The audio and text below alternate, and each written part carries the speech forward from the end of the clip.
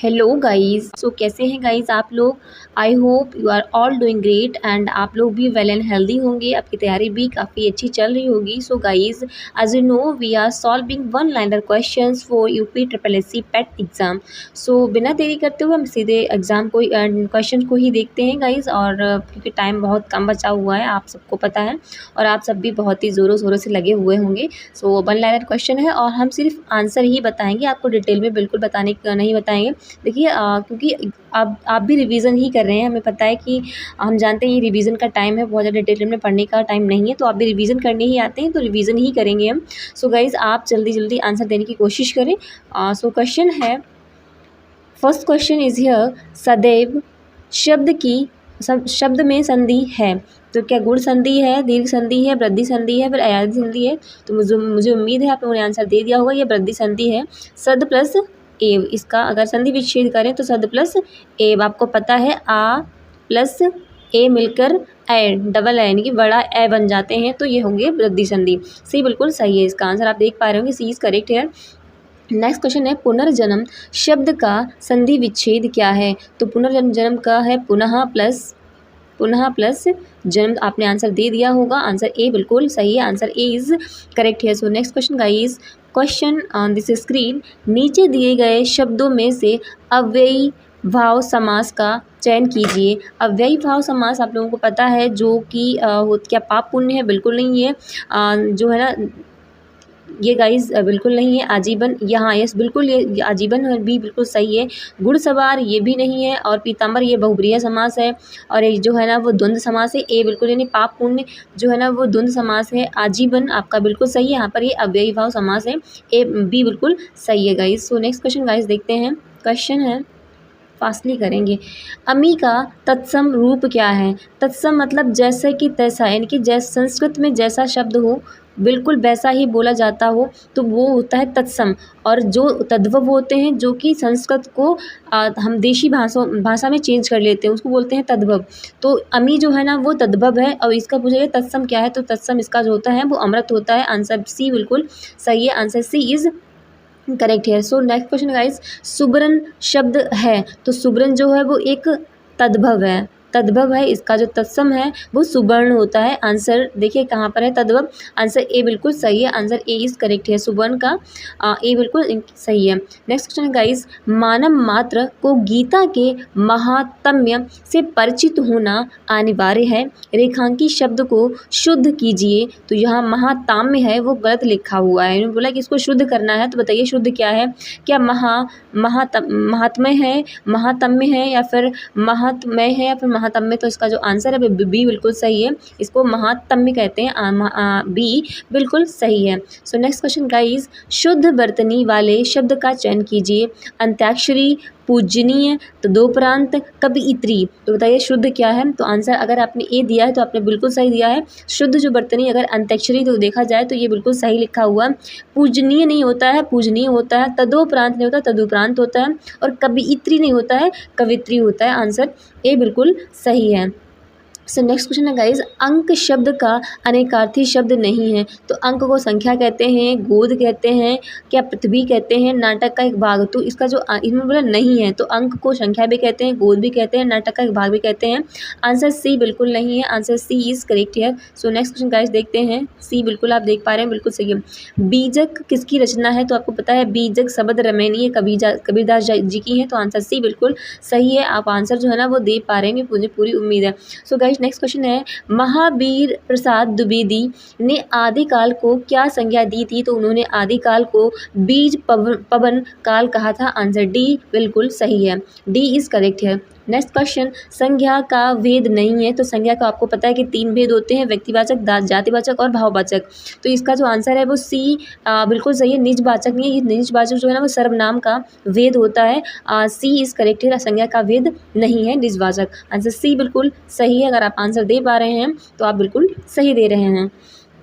Question guys है, हरि मोहन अपनी बहन को पुस्तक देता है वाक्य में रेखांकित पद में कारक क्या है। तो यहाँ पर पुस्तक देना ये रेखांकित आप मान लीजिए कि दिया नहीं है, तो इसमें जो है ना वो ए बिल्कुल सही है। कर्म यानी कि हरिमोहन जो है ना अपनी बहन को एक पुस्तक दे रहा है, मतलब एक कर्म कर रहा है, तो यहाँ पे कर्म है, इसका ए बिल्कुल सही है। नेक्स्ट क्वेश्चन गाइज, अभ्यास का विशेषण रूप क्या है। विशेषण रूप मैं आपको पहले बता चुकी हूँ। विशेषण अगर आपको पहचानना हो तो उसके आगे कोई आप संज्ञा शब्द लगा लीजिए, जैसे कि पुरुष, महिला, लड़का, लड़की। तो देखिए क्या अभ्यासिक पुरुष नहीं, अभ्यासी पुरुष या महिला कह सकते हैं, तो बी बिल्कुल सही होगा। अभ्यास का जो विशेषण होगा वो अभ्यासी, बी इज करेक्ट है। सो नेक्स्ट क्वेश्चन गाइज है, दाता शब्द का स्त्रीलिंग क्या होगा। तो दाता का दात्री, सी इज करेक्ट है। सो नेक्स्ट क्वेश्चन है गाइज, प्रेरणार्थक क्रिया है तो क्या गिरना है, बोलना है, सुनाना है या फिर कहना है। जैसे कि आपको पता है कि मूल धातु होती है, फिर क्रिया होती है, फिर प्रेरणार्थक प्रथम होती है और प्रेरणार्थक सेकंड होती है। तो जो वो सुनाना है, आंसर सी बिल्कुल सही है। अगर इसकी मैं मूल धातु की बात करूँ तो वो हो जाएगी सुन, फिर हो जाएगी सुनना, दूसरी क्रिया सुनना, एंड जो प्रेरणार्थक प्रथम है ना उसको सुनाना कहेंगे, फिर जो उसकी सेकेंड प्रेरणार्थक होगी उसको कहेंगे सुनवाना। आंसर सी बिल्कुल सही इस करेक्ट है। नेक्स्ट क्वेश्चन गाइज है, पुस्तक पढ़ी जाती है में कौन सा वाच्य है। तो इसमें आंसर अगर आपने ए दिया है तो आपने बिल्कुल सही दिया है, कृत वाच्य है, यानी कि इसमें एक कर्म किया गया, कर्म नहीं बल्कि एक कर्ता, यानी कि कर्ता ने कुछ काम किया है, यानी पुस्तक पढ़ी, यानी पुस्तक पढ़ी है ना कि पढ़वाई है, कोई कर्म नहीं करवाया है बल्कि खुद पढ़ी है उसने, तो उसने खुद कर्ता ने काम किया है, तो आंसर ए बिल्कुल सही है। नेक्स्ट क्वेश्चन है गाइज, हिंदी में पूर्ण विराम चिन्ह का क्या होता है। पूर्ण विराम चिन्ह जो है ना अगर इसमें लगाएं तो ये बिल्कुल पूर्ण विराम है। इस क्वेश्चन में भी हम अगर हम पूर्ण विराम को लगाएं तो आप देख पा रहे होंगे आंसर, इसको ऐसे पूर्ण विराम कहते हैं, तो आंसर आप देखेंगे सी बिल्कुल सही है। ये जो होता है ये इसको विस्मयादि बोधक कहते हैं, ये तो ये गलत है, इंग्लिश का है, डॉट बोलते हैं इसको, ये क्वेश्चन मार्क है। सो नेक्स्ट क्वेश्चन गाइस, सी इसका बिल्कुल सही है। क्वेश्चन है, निम्नलिखित में से अव्यय क्या हो। अव्यय वह होते हैं जो अविकारी होते हैं, जिसमें किसी भी तरह का चेंजेस नहीं लाया जा सकता है। तो प्राचीन को प्राचीनतम कर सकते हैं, मोटा को मोटापा कर सकते हैं, गरीब को गरीबों कर सकते हैं, और को कुछ और नहीं चेंज कर सकते, तो इसमें विकार नहीं ला सकते। आंसर डी बिल्कुल सही है। नेक्स्ट क्वेश्चन गाइस है, लड़के ने पुस्तक पढ़ी है, वाक्य का काल क्या है। तो जो इसमें क्या सामान्य वर्तमान है, बिल्कुल नहीं, पढ़ी है, तो ये पूरी तरह से वर्तमान काल है। आंसर बी इज करेक्ट है। आंसर अगर आपने बी को सर्कल किया है तो आप बिल्कुल सही आंसर दे पा रहे हैं। मुझे उम्मीद है आप लोग हिंदी के तो आंसर सही से कर ही पा रहे होंगे। सो गाइज नेक्स्ट क्वेश्चन है, निम्नलिखित वाक्य का शुद्ध पदक्रम होगा। बताइए शुद्ध इसमें क्या है। एक गिलास एक पानी, क्या एक पानी भी होता है। आंसर पूरी तरह से गलत है, पानी का एक गिलास लाओ। आंसर बी बिल्कुल सही है। So guys B is correct है। नेक्स्ट क्वेश्चन गाइज देखते हैं, सेबेस्ट्रियन कोर्डा निम्नलिखित में से किस खेल से संबंधित है। जो भी स्पोर्ट के लवर होंगे शायद उन्हें जरूर पता होगा। तो सेबेस्ट्रियन कोर्डा क्या होता है, क्या टेनिस से रिलेटेड है, क्रिकेट से, बैडमिंटन से या फिर वॉलीबॉल से। तो बताइए इसका आंसर क्या है। आंसर इसका टेनिस, ए बिल्कुल सही है, ये जो है ना टेनिस से रिलेटेड है। सो नेक्स्ट क्वेश्चन गाइस देखते हैं, आगा खां कप किस खेल से संबंधित है। क्या क्रिकेट से, फुटबॉल से, लॉन टेनिस से या फिर हॉकी से। तो बताइए किससे। आंसर अगर आपने डी दिया है तो आपने बिल्कुल सही दिया है। आंसर डी इज करेक्ट है, हॉकी से आगा खां रिलेटेड है। सो नेक्स्ट क्वेश्चन गाइस, सुल्तान जोहर कप डैश के साथ जुड़ा हुआ है। तो किससे जुड़ा हुआ है सुल्तान जोहर कप, किससे, क्या हॉकी से, क्रिकेट से, फुटबॉल से या गोल्फ से। जो इसका आंसर है वो गाइस देख पा रहे होंगे आप, ए बिल्कुल सही है, हॉकी से। सुल्तान जोहर कप हॉकी से रिलेटेड है। गाइस मुझे इस स्पोर्ट में बिल्कुल इंटरेस्ट नहीं है और मुझे इसको पढ़ाने में भी बिल्कुल इंटरेस्ट नहीं आता है। सो गाइस क्वेश्चन तो देखो आते हैं और पढ़ने पड़ते हैं, हम सबको पढ़ने पड़ते हैं। अगर इंटरेस्ट है तब भी पढ़ना है, नहीं इंटरेस्ट है फिर भी पढ़ना है, पढ़ना तो पड़ेगा ही। सो गाइस नेक्स्ट क्वेश्चन है, किस शासक ने बौद्धों के लिए विख्यात विक्रमशिला विश्वविद्यालय की स्थापना की थी। तो वो गुप्त शासक थे और वो थे Dharampal. Answer D is correct है। सो नेक्स्ट क्वेश्चन है गाइस, क्वेश्चन आपने देखा होगा डी बिल्कुल सही है। अगला क्वेश्चन, गौतम बुद्ध ने अपना प्रथम उपदेश कहाँ दिया था। तो मैं आपको पहले बता चुकी उपदेश उन्होंने मतलब सारा का सारा ज्ञान कहाँ दिया था। तो सारा मतलब सारनाथ में। आंसर सी बिल्कुल सही है, सी इज करेक्ट है। नेक्स्ट क्वेश्चन की तरफ मूव करते हैं। क्वेश्चन इज हियर, चित्तौड़गढ़ किस वंश की राजधानी थी। तो वो सिसोदिया वंश की थी। आंसर बी बिल्कुल सही है, आंसर बी इज करेक्ट है। नेक्स्ट क्वेश्चन गाइस, क्वेश्चन है, साहित्य के प्रख्यात समर्थक राजा भोज किस वंश से रिलेटेड है। तो वो परमार से हैं। तो देखिए परमार आंसर में कहाँ दिया गया हुआ, तो सी में परमार दिया गया है। आंसर सी इज करेक्ट है, C is correct. So next question की तरफ मूव करते हैं, क्वेश्चन को देखते हैं। Question on this screen, so give me answer. Maharaja Sawai Jai Singh द्वारा निर्मित जंतर मंतर क्या है। तो क्या वो एक लैंडस्केप है, संग्रहालय है, किला है या फिर खगोलीय वेधशाला है। तो आपको पता है जंतर मंतर जो है ना वो पहली वेधशाला हमारे यहाँ पर बनाई गई थी। आंसर डी बिल्कुल सही है, आंसर डी इज करेक्ट है। So next question guys, you can see on this screen. आदि ग्रंथ किस समुदाय का धार्मिक ग्रंथ है? अगर आपको इसका आंसर पता है तो आप बताइए क्या किस ग्रंथ से। तो मुझे पूरी उम्मीद है कि आप लोग बता पा रहे होंगे। Answer C is correct here and Sikh धर्म से रिलेटेड है। सो नेक्स्ट क्वेश्चन गाइज है, मुगल सम्राट ने आलमगीर शीर्षक अपना लिया था तो वो औरंगजेब था। आंसर ए बिल्कुल सही, औरंगजेब ने आलमगीर शीर्षक अपनाया हुआ था। नेक्स्ट क्वेश्चन गाइज है, शिवाजी के राजनीतिक गुरु एवं संरक्षक कौन थे? तो बताइए कौन थे? क्या समर्थ रामदास थे या फिर शाहजी भोसले थे, दादाजी कोंडदेव थे या फिर इनमें से कोई नहीं? आंसर अगर अपने आपने क्या आंसर दिया बताइए। आंसर सी दिया है, अगर दिया है तो बिल्कुल सही दिया है, दादाजी कोंडदेव थे। आंसर सी बिल्कुल सही है। शिवाजी के जो राजनीतिक गुरु थे वो दादाजी कोंडदेव। आंसर सी बिल्कुल सही है। सो क्वेश्चन नेक्स्ट गाइस है, डैश में अंग्रेजी ईस्ट इंडिया कंपनी ने भारत में एक शिक्षा प्रणाली पेश की थी जिसे वुड के डिस्पैच के नाम से जाना गया था। मैं आपको बता दूं ये इरा था 1856 का हमारा, उसके बाद में जो है ना स्वतंत्रता संग्राम हुआ था। सो गाइज ये 1856 कहाँ पर है? तो आंसर बी बिल्कुल आप देख पा रहे होंगे, बिल्कुल सही है।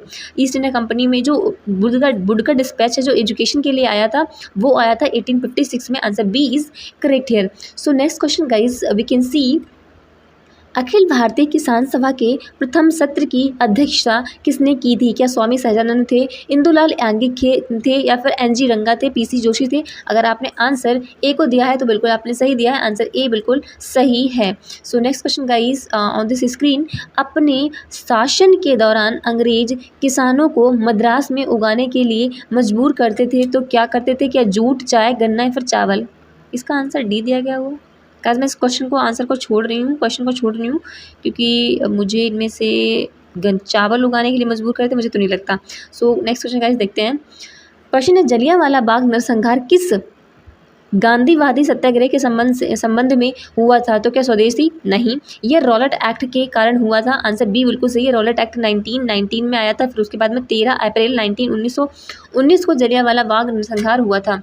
13 अप्रैल था, हाँ 13 अप्रैल ही तो था। सो नेक्स्ट क्वेश्चन है गाइस, इसका आंसर है जो बी है ना, बी बिल्कुल सही है। ये जो रॉलेट एक्ट है ना, इसको बिना वकील, बिना दलील, बिना अपील का कानून कहा गया था।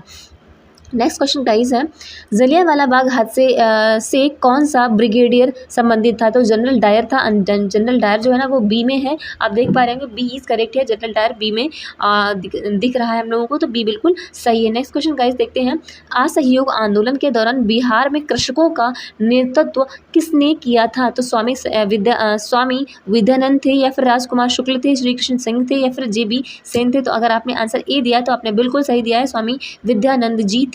आंसर ए बिल्कुल सही है। क्वेश्चन नेक्स्ट है 39 नंबर का, 2011 की जनगणना के अनुसार भारत का सबसे कम आबादी वाला राज्य कौन सा है? तो वो है सिक्किम। अगर आपने सिक्किम को आंसर दे पाए, देखिए सिक्किम क्या ऑप्शन में है, हाँ बिल्कुल है, तो आंसर सी बिल्कुल सही है। सिक्किम सी में दिख रहा है हम लोगों को, तो सी बिल्कुल सही है। So next question guys, Bharat ने नई राष्ट्रीय जनसंख्या नीति कब लागू की है? तो वो लग की है 2000 में, यानी कि सी बिल्कुल सही है, सी इज करेक्ट है। नेक्स्ट क्वेश्चन गाइस, भारत के किस राज्य की नगरीय जनसंख्या का प्रतिशत सर्वाधिक है? तो वो क्या गोवा का है, महाराष्ट्र का है, केरला का है या फिर मिजोरम का है? तो अगर आपने आंसर ए को दिया है तो आपने सही दिया, हो सकता है आपने महाराष्ट्र को दिया हो, तो महाराष्ट्र आप बिल्कुल गलत है, आंसर ए बिल्कुल सही है। गोवा में नगरीय जनसंख्या सबसे ज़्यादा, यानी कि शहरों में सबसे ज़्यादा लोग रहते हैं। सो नेक्स्ट क्वेश्चन गाइस है 42 नंबर का है, 2011 की जनगणना के अनुसार उत्तर प्रदेश की जनसंख्या भारत की जनसंख्या का कितना प्रतिशत है? तो वो है 16.116%। देखिए उत्तर प्रदेश में कितनी जनसंख्या है, तभी तो फर्स्ट नंबर पे आता है, तो सी बिल्कुल सही है। इसका answer C is correct here, C बिल्कुल सही है। So next question guys, question आपके लिए है, संसार की छत कहा जाता है? तो ये क्या मैं छोड़ दूं आपके लिए, आंसर दे पाएंगे? हाँ तो दे तो देंगे आप लोग, फिलहाल मैं आंसर बता देती हूँ, आंसर डी बिल्कुल सही है।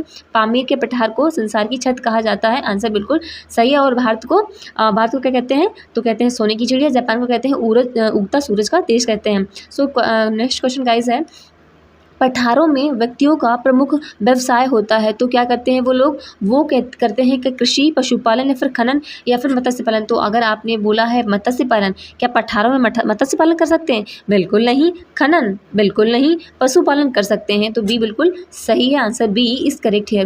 नेक्स्ट क्वेश्चन है गाइज, USA की कनेक्टिकट घाटी, अच्छा USA में कनेक्टिकट घाटी है, किसके लिए प्रसिद्ध है? तो किसके लिए प्रसिद्ध है? तो बताइए किसके लिए है? आंसर ऑप्शन देखते हैं। क्या चुकंदर के लिए, कपास के लिए, मक्का के लिए, तंबाकू के लिए? तो अगर आपने आंसर डी दिया है तो बिल्कुल सही है।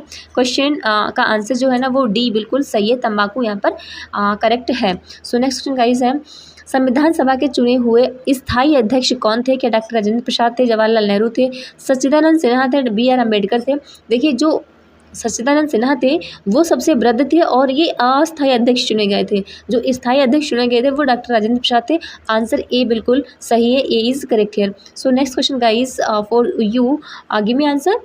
भारतीय संविधान सभा में उद्देश्य प्रस्ताव किसके द्वारा प्रस्तुत किया गया था? कि जवाहरलाल नेहरू, मोतीलाल नेहरू, महात्मा गांधी, सुभाष चंद्र बोस? अगर आपने आंसर ए दिया है तो आपने बिल्कुल सही दिया है, तो वो थे जवाहरलाल नेहरू, ए इज़ करेक्ट है। सो नेक्स्ट क्वेश्चन गाइस है, बी.आर. अम्बेडकर स्वतंत्र भारत के पहले मंत्री थे, तो कौन से मंत्री थे? तो किसको नहीं पता, ये कानून मंत्री थे, इन्होंने तो संविधान लिखा है, हमारे संविधान निर्माता भी कहते हैं इनको, तो बी बिल्कुल सही है, बी इज़ करेक्ट है। सो नेक्स्ट क्वेश्चन गाइस, हाल ही में दशावतार नाट्य प्रदर्शन कहाँ शुरू किया गया? तो क्या हरियाणा में, राजस्थान में, महाराष्ट्र में, फिर इनमें से कोई नहीं? तो आंसर अगर आपने राजस्थान दिया हुआ है तो आपने सही नहीं दिया हुआ है।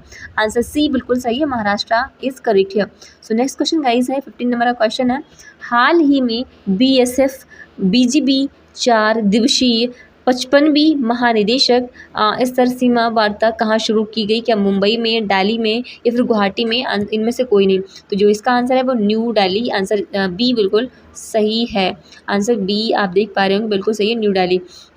सो क्वेश्चन है 51 नंबर का, हाल ही में दिल्ली पुलिस का 78वां स्थापना दिवस कब मनाया गया? तो वो 14 फरवरी, क्या 16 फरवरी, फिर 15 फरवरी, फिर 18 फरवरी? बताइए कौन सा आंसर है? तो आंसर अगर आपने 16 फरवरी दिया है तो बिल्कुल सही दिया है, ये 78वां स्थापना दिवस है दिल्ली पुलिस का, बी बिल्कुल सही है। सो नेक्स्ट क्वेश्चन गाइज है आपके लिए, हाल ही में नेपाल और किस देश ने हाइड्रो नेपाल परियोजना के लिए समझौता ज्ञापन में हस्ताक्षर किए हैं? तो वो नेपाल और क्या रूस है, फ्रांस है, जर्मनी है? तो अगर आपने आंसर बी दिया है, यानी कि फ्रांस के साथ दिया है, तो आंसर बिल्कुल आप सही दे पा रहे हैं, बी बिल्कुल सही है, नेपाल और फ्रांस ने।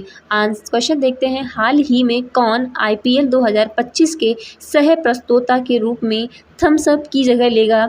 तो वो है कैंपा कोला। तो कैंपा कोला कहाँ पर है? क्या, हाँ सी इस करेक्ट है। देखो IPL जो है ना उसके सह प्रस्तोता यानी कि प्रस्तुत करने के लिए थम्स अप, पहले थम्स अप हुआ करता था, अब कैंपा कोला उसका जो है ना वो एक लोगो बन गया है, तो सी बिल्कुल सही है। क्वेश्चन नेक्स्ट गाइस, हाल ही में किस IIT ने स्वदेशी अंतरिक्ष चिप आइरिस बोलते हैं इसको, विकसित की है? तो किसने किस IIT स्वदेशी अंतरिक्ष किस IIT ने की है? तो क्या मद्रास ने, कानपुर ने या फिर IIT दिल्ली ने? तो बताइए इसका आंसर जो है ना वो मद्रास ने किया है। IIT मद्रास वाले बहुत ही फ्लुएंटली, बहुत ही एफिशिएंट काम करते हैं, तो बी ए इसका बिल्कुल सही है। सो नेक्स्ट क्वेश्चन गाइस है, क्वेश्चन, हाल ही में किसने imagine a world with more women in science अभियान शुरू किया गया है? क्या अभियान है? Imagine a world with more women in science, यानी कि जो विमेन है साइंस में बहुत ज़्यादा से ज़्यादा आए वर्ल्ड में, इनको इमेजिन किया जाए। तो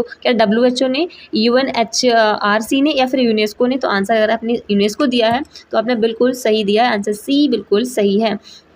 क्वेश्चन गाइस नेक्स्ट है, हाल ही में किस राज्य सरकार ने Swiss Indian chamber of commerce के साथ समझौता ज्ञापन पर हस्ताक्षर किए हैं? तो क्या हरियाणा में, कर्नाटक ने या फिर महाराष्ट्र ने? तो जिसका आंसर इनमें से कोई नहीं, आंसर बी बिल्कुल सही है, कर्नाटक ने जो है ना हस्ताक्षर किए हैं, किसके साथ में? तो Swiss Indian chambers of commerce के साथ एक समझौता ज्ञापन पर। सो next question guys, question on this screen for you, if you know answer of this question so please give me answer. So guys answer अगर आपको पता है तो आप कॉमेंट्स कर सकते हैं। सो हाल ही में कौन व्यापार को मजबूत करने के लिए EFTA, इसको एफ्टा बोलते हैं, डेस्क शुरू करेगा? तो रूस, अमेरिका या भारत? तो आंसर अगर आपने सी दिया है तो आपने बिल्कुल सही दिया है, भारत हमारा ऐसा करने वाला है। सो नेक्स्ट क्वेश्चन है गाइज, हाल ही में चर्चा में रहा अनाईमुडी शोला राष्ट्रीय उद्यान किस राज्य में स्थित है? अनाईमुडी तो आप समझ ही गए होंगे केरला का है, और राष्ट्रीय उद्यान है तो फिर भाई केरला में ही होगा। देखो कहाँ पर है, हाँ केरला, बी बिल्कुल सही है, बी इज करेक्ट है, बी बिल्कुल सही है। क्वेश्चन है आपके लिए, हाल ही में किसने फॉरवर्ड फास्टर सस्टेनेबिलिटी अवार्ड 2025 जीता है? कौन सा अवार्ड है? Forward faster sustainability award 2025। क्या NTPC ने, BPCL ने, बांग्लादेश ने या फिर श्रीलंका ने? तो अगर आपने आंसर बी दिया है तो आपने बिल्कुल सही दिया है, बांग्लादेश ने ये अवार्ड जीता है। आंसर बी इज़ करेक्ट है। क्वेश्चन गाइस बहुत ही अच्छे लेवल के हैं, बिल्कुल इजी टू मॉडरेट हैं और क्वेश्चन इसी टाइप के आते हैं। आपको पता ही है कि अगर आपने पहले कभी एग्ज़ाम ये दिया है तो बिल्कुल आपको पता है होगा कि इसी तरह के एग्ज़ाम में क्वेश्चन आते हैं। सो और रिपीटेडली क्वेश्चन है, ऐसा नहीं है कि कोई मतलब बने हुए क्वेश्चन नहीं है, कई बार सारे एग्ज़ाम में लास्ट जो एग्ज़ाम होते हैं प्रीवियस में वनडे एग्ज़ाम में उनमें क्वेश्चन आए हुए होते हैं। सो गाइस क्वेश्चन है, हाल ही में हाफ मैराथन 57 मिनट से कम समय में पूरी करने वाले पहले व्यक्ति कौन बने हैं? तो जॉन रहम हैं, जैकब किप्लिमो हैं, योमिफ कैजल्चा हैं, अजीब नाम है, इनमें से कोई नहीं है। तो बताइए क्या नाम है? तो आंसर अगर आपने बी दिया है तो बिल्कुल सही दिया है, Jacob Kiplimo is correct here.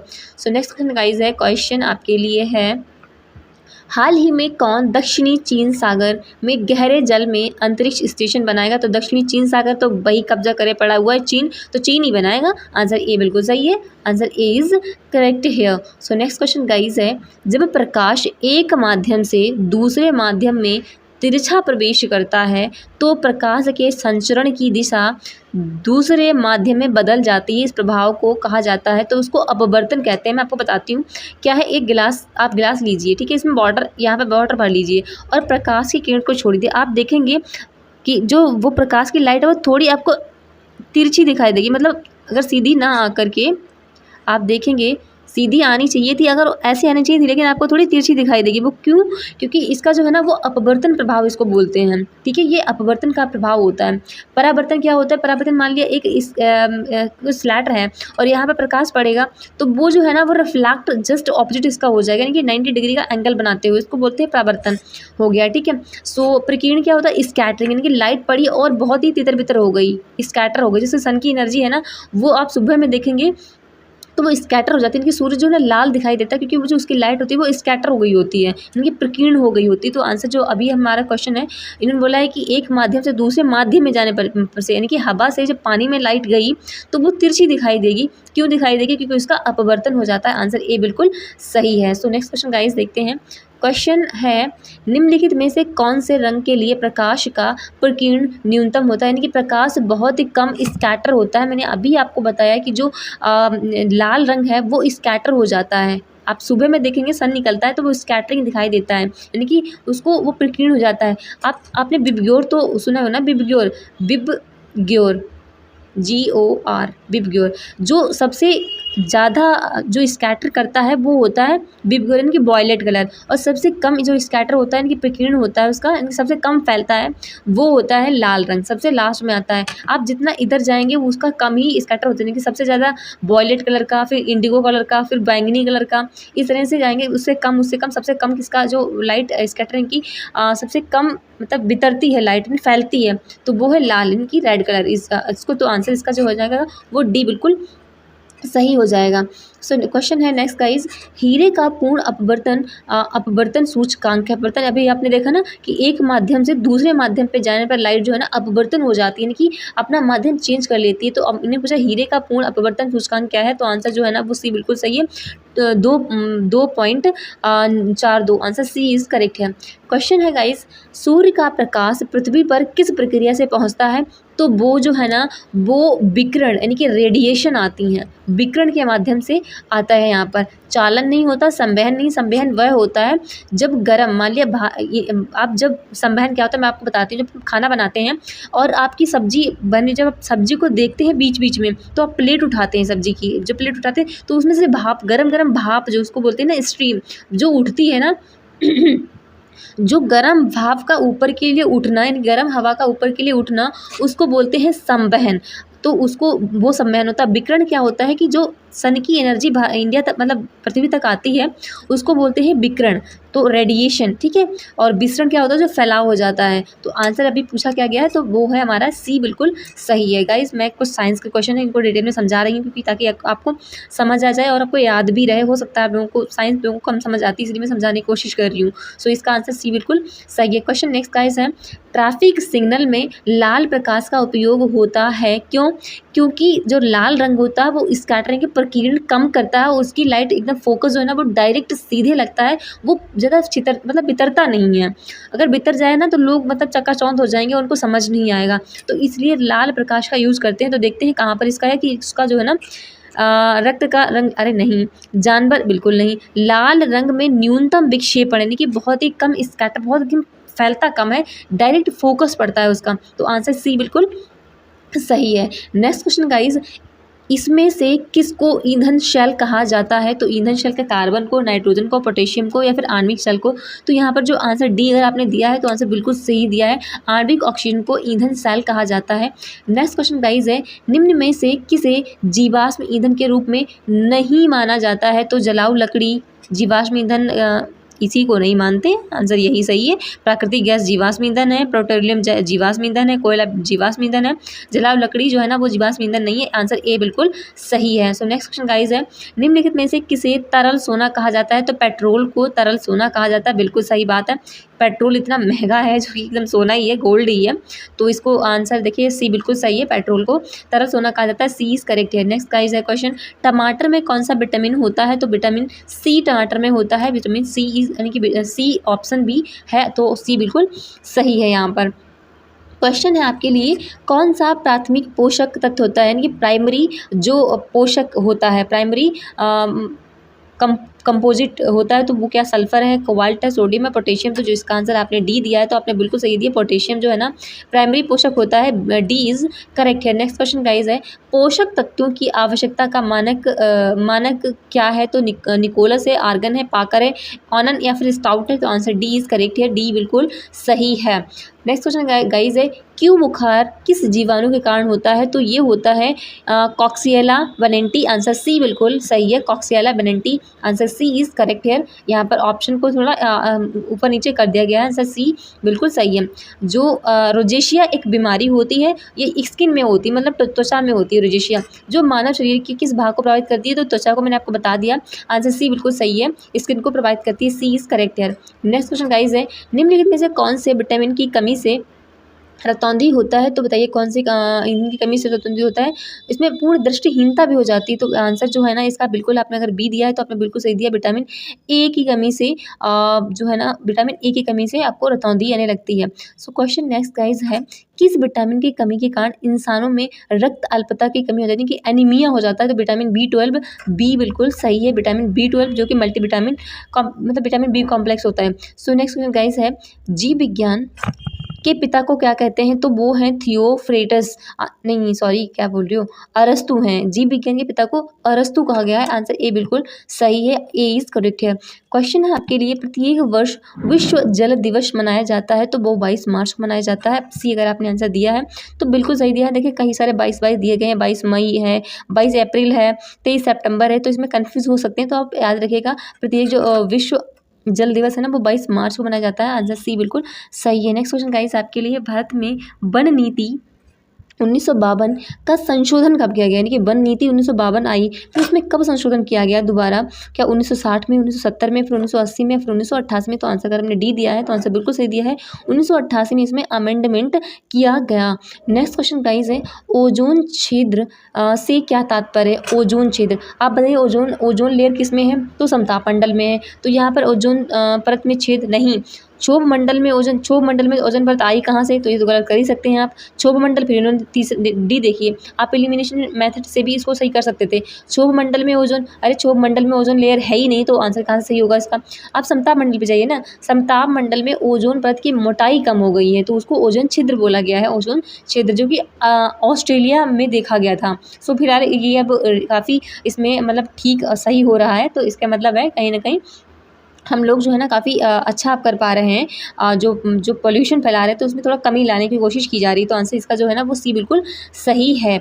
Next question guys, अब इंग्लिश के स्टार्ट हुए तो मैं आपको समझा देती हूँ। 5-6 क्वेश्चन है इंग्लिश के, तो गाइस समझने की कोशिश करना, ये भी आपके जो है ना एग्ज़ाम में आते हैं। तो ये बच्चे छोड़ देते हैं मोस्टली इंग्लिश को छोड़ के, लेकिन इतने टफ नहीं होते हैं, बहुत ईजी होते हैं, आप ईज़िली कर सकते हैं इनको। सो मैं पूरी तरह से अच्छे से ईज़िली समझाने की कोशिश करती हूँ आपको, ये मल्टी लैंग्वेज में समझाऊँगी आपको। सो गाइस क्वेश्चन देखते हैं। Select the option that can be used as one word substitution for the given group of word। यहाँ पर one word substitution पूछा गया है, यानी कि मुहावरा पूछा गया है कि इस मुहावरे का अर्थ क्या है। तो क्या है? something that cannot be handled easily। आप इसका मतलब समझिए, something that can not be handled easily, मतलब कुछ ऐसा है जो आप ईजिली उसको हैंडल नहीं कर पा रहे हैं। तो मैं आपको बताती हूँ एग्जाम्पल के साथ में क्या होता है। जैसे कि इसका आंसर पर मैं आपको बता देती हूँ, अनवेल्दी है, आंसर सी बिल्कुल सही है। तो अगर जो समझना चाहते हैं वो समझ लें, वरना आप आगे वीडियो बढ़ा दें, तो आप इस लेक्चर को आगे बढ़ा कर देख सकते हैं। तो फिर मैं समझा देती हूँ, आप ऐसे समझिए, something that can not be handled easily. जैसे कि आप कभी मार्केट गए और आपके पास एक थैला है, आपने काफ़ी सारा सामान ले लिया, उसमें भर दिया है सामान। अब वो थैला आपसे हैंडल, मतलब इतना बोझिल हो गया, इतना भारी हो गया, आपसे उठ नहीं रहा है, मतलब आप जो है ना वो उसको हैंडल नहीं कर पा रहे हैं। तो क्या बोलेंगे? ये जो थैला है ना, वो एक शब्द में क्या बोलेंगे? ये अनवेल्दी हो गया है हमारे लिए, अनवेल्दी, यानी कि ये हमसे अब हैंडल नहीं हो पा रहा है, यानी कि बहुत ही बोझिल हो रहा है। तो सी बिल्कुल सही है, answer C is correct here. So next question guys देखते हैं। क्वेश्चन है, आप देख पा रहे होंगे, इसका सी बिल्कुल सही था। क्वेश्चन है, इन्होंने पूछा इनकरेक्टली स्पेल्ड वर्ड है, यहाँ पे कोई स्पेलिंग है जो मतलब इनकरेक्ट है, स्पेलिंग सही नहीं लिखी हुई है। तो रेसिस्ट बिल्कुल सही लिखा है, ये बिटरे यही गलत है। सो रिवर्स बिल्कुल सही है, स्पेसिफिक बिल्कुल सही है। आंसर जो है ना विटरे, ये गलत लिखा हुआ, ये होता है बैटरे, BETRA बाई। सो आंसर बी बिल्कुल सही है, बैटरे मीन्स होता है, आप देख पा रहे होंगे यहाँ पर धोखा देना, यानी कि जैसे कि आप ज़िंदगी में आप इसको यूज़ करेंगे, यानी देखिए ऐसे शब्दों को ना आप बार बार ज़िंदगी में यूज़ करें अपने, बैटरे, मतलब आपने हमें धोखा दिया, यू बैटरे विद मी, सो आपने मेरे साथ धोखा किया है, तो बैटरे। तो आंसर बी बिल्कुल आपने देखा होगा बिल्कुल सही है। सो नेक्स्ट क्वेश्चन गाइस है, क्वेश्चन है select the most appropriate option to fill in the blank. जो यहाँ पर ब्लैंक है उसमें अप्रोप्रिएट वर्ड क्या आ सकता है, तो बताइए। यहाँ पर देखिए, आप पढ़िए, everyone dash laughter when he appeared in the room. इसका समझने की कोशिश करिए, एवरीवन सभी लोग, लाफ्टर हंसने लगे, व्हेन जब ही अपीयर्ड इन द रूम, यानी कि जैसे ही वो मतलब उन्हें रूम में देखा, तो कैसे हंसे होंगे, यानी कि बहुत ही क्या वर्स्ट आउट, वर्स्ट इनटू या फिर वर्स्ट इन। तो इसका जो है ना वर्स्ट इनटू मतलब होता है बहुत ठहाके से हंसना, यानी कि बहुत ज़ोर से हंसना, ठहाकेदार हंसना। तो इसमें होगा एवरीवन वर्स्ट इनटू लाफ्टर, यानी कि लोग बहुत सबके सब जो है ना बहुत तेज़ हंसने लगे जैसे ही उन्होंने रूम में उन्हें देखा।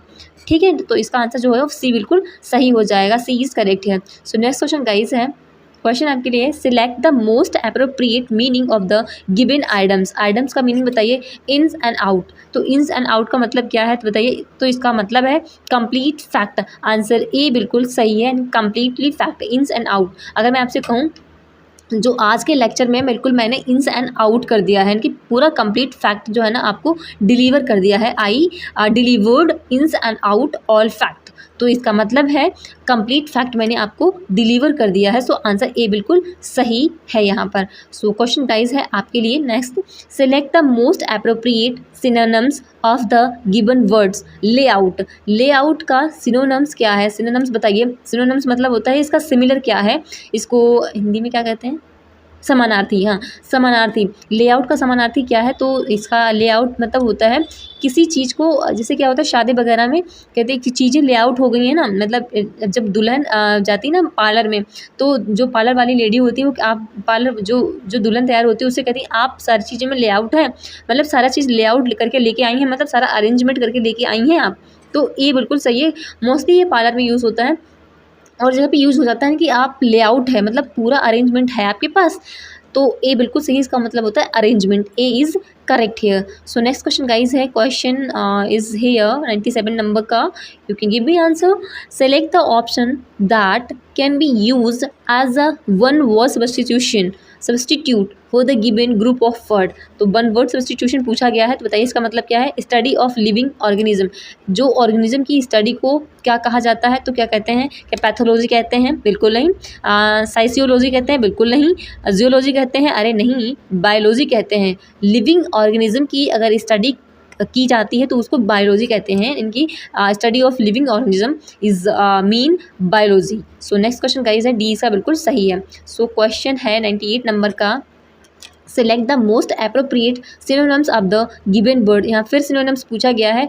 क्योस, क्योस मतलब होता है, जैसे कि मैं आपको समझाऊँ, कुछ लोग जो है ना बड़ा क्योस होते हैं, मतलब इतने होते हैं कि हमारी ज़िंदगी में, मतलब कहते हैं नहीं, चीज़ों को बड़ा क्योस। अभी ऐसे समझिए, आपके कोई रूम में आए और कहे बड़ा हमें क्योस फील हो रहा है, मतलब चीज़ें ना बड़ा अस्त व्यस्त हैं, आपने अगर सही से चीज़ें नहीं रखी हुई हैं, सही से अरेंज नहीं की हुई हैं तो बड़ा अस्त व्यस्त है, मतलब बड़ी अराजकता आपने फैला रखी है, इसको बोलेंगे हम, मतलब सही से नहीं है रखा हुआ है आपने। या फिर क्योस किसी पर्सन के लिए बोलते हैं बहुत ही क्योस है, मतलब बहुत ही रूडली है, बहुत ही अराजक है, बहुत जल्दी भड़काऊ हो जाता है। तो क्योस मतलब होता है बहुत ही, मतलब नेगेटिव है। तो आप सिस्टम हाँ इसको सिस्टम कहेंगे नहीं। काम मतलब होता है शांत है, क्विट मतलब शांत होता है। इसका हो जाएगा टर्मोइल, यानी कि बहुत ही टर्मोइल है, बहुत ही अराजक है। आंसर डी बिल्कुल सही है, आंसर डी इज करेक्ट है।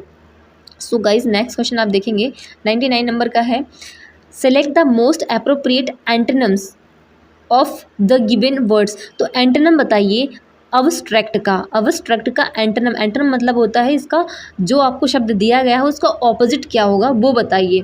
एंटोनिम मतलब होता है विरोधाभास, जो भी है, मतलब उसका उल्टा शब्द बताइए। जैसे कि अगर सच है तो झूठ का बताइए, तो झूठ होता है, सच का झूठ, इस तरह से हिंदी में बता रही हूँ आपको। तो अब्स्ट्रैक्ट का जो है ना एंटोनिम पूछा गया है, तो बताइए। देखो अब्स्ट्रैक्ट मतलब होता है कोई चीज़, जैसे मैं आपको बताऊँ, आपसे कोई आपको स्टोरी सुना रहा है तो वो एक इमेजिनेशन वाली स्टोरी है, अब्स्ट्रैक्ट है, मतलब रियल नहीं है, वो एक अब्स्ट्रैक्ट है। जैसे कि हम आप कहते हैं ना कि परियां होती हैं, ये कहानी बच्चों को सुनाते हैं, तो वो एक अब्स्ट्रैक्ट स्टोरी है, वो एक भाव है, ऐसा होता है लेकिन ऐसा रियल में होता है ऐसा कुछ किसी को पता नहीं है। वो एक अमूर्त है, चीज़ें अनटचेबल, उनको टच नहीं कर सकते। तो इसका उल्टा क्या होगा, जो चीज़ टच की जा सके, मतलब जो रियल हो, कॉन्क्रीट हो। कॉन्क्रीट मतलब एकदम ठोस हो, यानी कि सी बिल्कुल सही है। अगर मैं आपसे इस लेक्चर की बात करूं तो मैं कह सकती हूँ, मैं I am giving you concrete all questions answer. So answer C बिल्कुल सही है, यानी कॉन्क्रीट मैं आपको हर क्वेश्चन के आंसर जो है ना वो दे रही हूँ। सो सी बिल्कुल सही है। आप यहाँ पे 99 नंबर क्वेश्चन है। लास्ट क्वेश्चन हमारे पास बचा है 100। सो क्वेश्चन देखते हैं गाइस क्या है। Select the most appropriate meaning of the given items. Items का मतलब पूछा गया see the light of day. अब इसका मतलब समझिए, देखिए see the light of day यानी कि दिन की लाइट में देखा जा सकता है। तो दिन की लाइट में क्या देखा जा सकता है, जो चीज़ दिखने वाली होगी, मतलब जो सबको दिखती होगी, जो पब्लिकली होगी, जो सब चीज़ सबको दिखेगी ना दिन की लाइट में, सब दिन की लाइट में जो दिख रही है वो सबको पब्लिकली होगी ना।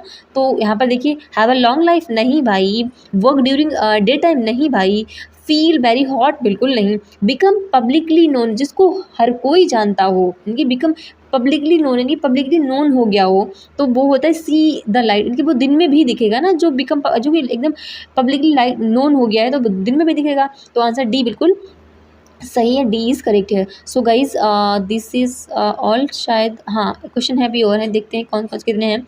Select the most appropriate option can substitute the underline word in the given sentence. इसमें अंडरलाइन जो सेंटेंस दिया गया इसका मतलब बताना है कि सही क्या है। द डोर वाज अजर एंड जेनी ऑब्जर्व्ड इन।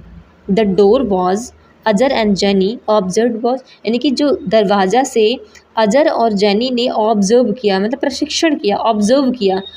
क्या दरवाजे से ऑब्जर्व किया जाता है? नहीं। अगर आप किसी के दरवाजे से, अजर और जैनी दो लोग हैं, उन्होंने ऑब्जर्व किया है, ऑब्जर्व नहीं बल्कि उन्होंने झांका होगा, और झांकने को इंग्लिश में कहते हैं क्या, पीप्ड। हाँ बिल्कुल, ये बिल्कुल सही है, यानी कि उन्होंने झांका होगा, यानी कि अजर और जैनी ने डोर से झांका, यानी कि पीप्ड किया, यानी कि द डोर वॉज अजर एंड जेनी पीप्ड इन, उन्होंने झांका। ए बिल्कुल बिल्कुल सही है, यहाँ पर डैज नहीं है, स्टार्ड नहीं है, ड्राइव्ड नहीं है, तो इसका आंसर बिल्कुल ए अगर आपने दिया है तो बिल्कुल आपने सही दिया है। So guys I think this is last question. Yes, this is last question today's lecture. So all questions is very important and easy to moderate question है। आप बिल्कुल नहीं कह सकते कि बहुत टफ है, बहुत इजी हैं, और क्वेश्चन ऐसे ही आने वाले हैं आपके एग्ज़ाम में। तो आप अपनी तैयारी को अच्छा, एकदम अच्छा लेवल का रखें और जो भी आपका स्कोर हो वो हमें कमेंट्स में ज़रूर बताएं गाइज़। और आपकी क्लास हमारी कैसी लगी वो भी बता दिया करें। आप जितने लाइक्स करेंगे हम समझ जाएंगे कि हमारी क्लास आपको अच्छी लग रही है।